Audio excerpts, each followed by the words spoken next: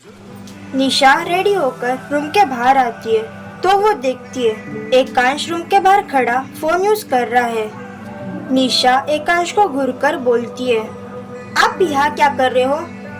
एकांश, ये मेरा घर है तो मैं मेरे घर पर ही होऊंगा ना।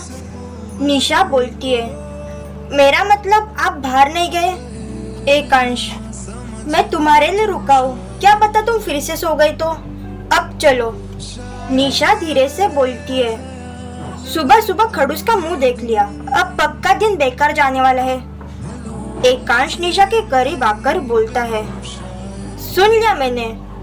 निशा बोलती है, सुनाने के लिए ही बोला था। एकांश मुस्कुराने लगता है। प्यार में ऐसी ताकत होती है जिससे पत्थर दिल भी पिघल जाए, जैसे एकांश।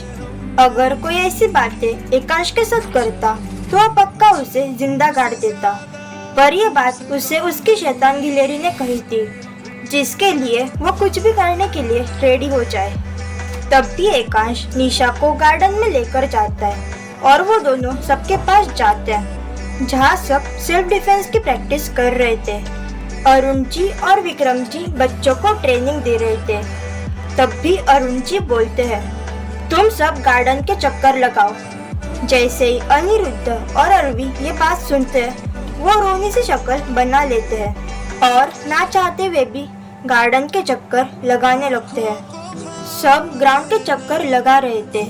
तब भी अरवी एक पत्थर से टकरा जाती है। जैसे ही वो गिरने होती है कि तब भी आदित्य उसे पकड़ लेता है। जैसे ही अरवी को एहसास होता है कि वो गिरी नहीं है तो वो आंखें खोल देती है और जैसे ही आदित्य को देखती है तो वो देखती ही रह जाती है।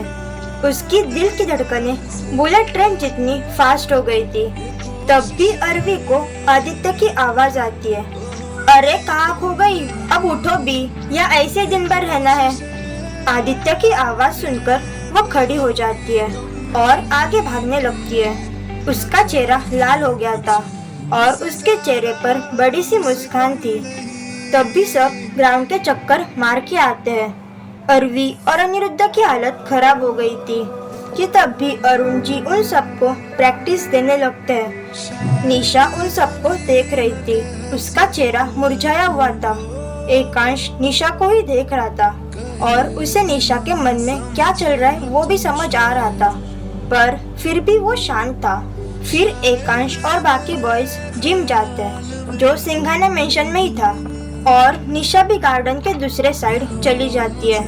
कुछ देर बाद सब वर्कआउट करके हॉल में आते हैं। सब लोग थके हुए थे, पर अरवी और अनिरुद्ध की हालत खराब हो गई थी।